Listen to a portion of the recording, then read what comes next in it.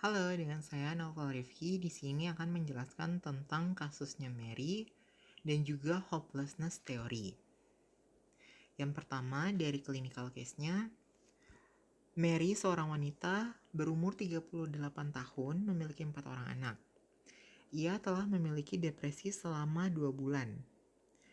3 tahun sebelumnya ia bekerja karena ingin membantu suaminya yang hanyalah seorang guru di salah satu sekolah menengah untuk membayar tagihan kesehatan. Nah, 7 bulan sebelum ke psikolog, ia diberhentikan dari pekerjaannya. Sehingga muncullah pikiran negatif bahwa dia tidaklah berkompetensi dalam menjalankan pekerjaannya sehingga ia diberhentikan.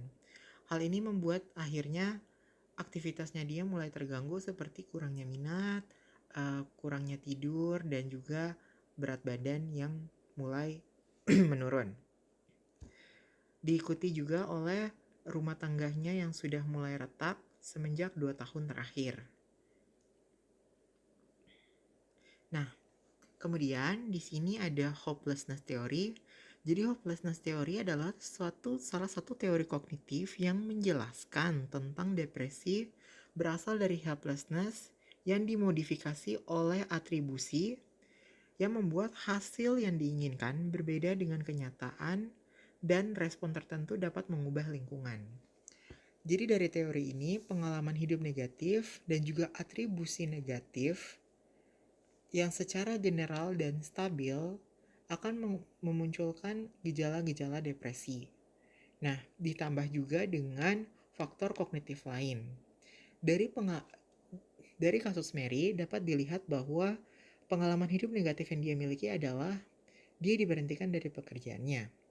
Atribusinya adalah dia merasa bahwa ia tidak memiliki kemampuan yang baik sehingga ia diberhentikan dari pekerjaannya.